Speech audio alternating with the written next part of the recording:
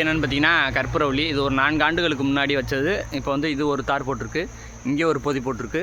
அதுக்கடுத்து பார்த்தீங்கன்னா இந்த ஒரு தார் போட்டிருக்கு, அந்த ஒரு பொதி போட்டிருக்கு. அதுக்கடுத்து இங்கே ஒரு பொதி போட்டிருக்கு.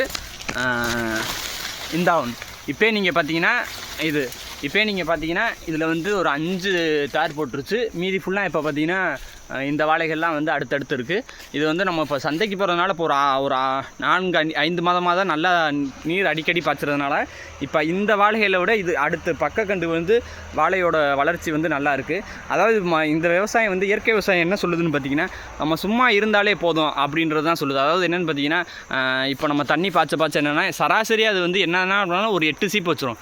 அப்போ நம்ம வந்து இப்போ இதெல்லாம் பார்த்தீங்கன்னா பாருங்கள் 9லேருந்து 10 சீப்பு வச்சுருக்கு. காயோட திரட்சியுமே நல்லா பெருசாக இருக்குது. அப்போ வந்து நம்ம எந்த ஒரு உரமும் கொடுக்கல, வளர்ச்சி ஊக்கியும் கொடுக்கல, ஒன்றும் கொடுக்கல. தாரை மட்டும் வெட்டிட்டு அப்படியே அங்கங்கே இருக்கிற கழிவுகளை வந்து நம்ம அப்படியே போட்டுருவோம்.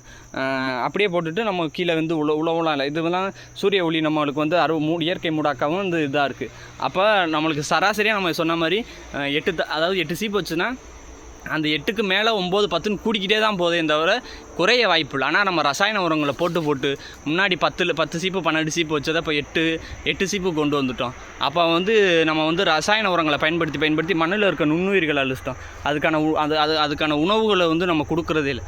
ஆனால் நம்ம இங்கே ஒன்றுமே ஒன்றுமே பண்ணாமல் இருக்கணும். ஒன்றுமே பண்ணலைனாலும் இது வந்து எத்தனை ஆண்டுகளுக்கு வந்து இப்படியே நம்மளுக்கு தார் வரும் அப்படின்றதுக்காக தான் வந்து இந்த ஒரு 40 சென்ட்டை வந்து நம்ம வந்து எந்த ஒரு வளர்ச்சி ஊக்கியுமே கொடுக்காம நம்ம வந்து பண்ணிக்கிட்டே இருக்கோம். இது எத்தனை ஆண்டுகளுக்கு வந்து இப்படியே இருக்குது அப்படின்றதுக்காக தான் வந்து நம்ம வந்து இதை வந்து நம்ம இப்படியே இது பண்ணிக்கிட்டு இருக்கோம். இப்போ பாருங்கள் ஃபுல்லாமே வந்து எல்லாமே இப்போ தான் ஒவ்வொன்றா வச்சு தார் போட்டுக்கிட்டே தான் இருக்குது. எந்த ஒரு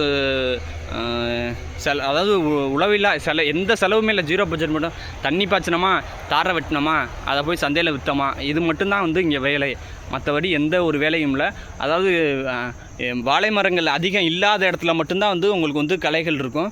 வாழை மரங்கள் வந்து வெயில வந்து வாழை மரங்கள் அறுவடை பண்ணிருச்சுன்னு பார்த்தீங்கன்னா கீழே வந்து உங்களுக்கு பார்த்தீங்கன்னா சுத்தமாகவே வந்து களைகள் இருக்காது.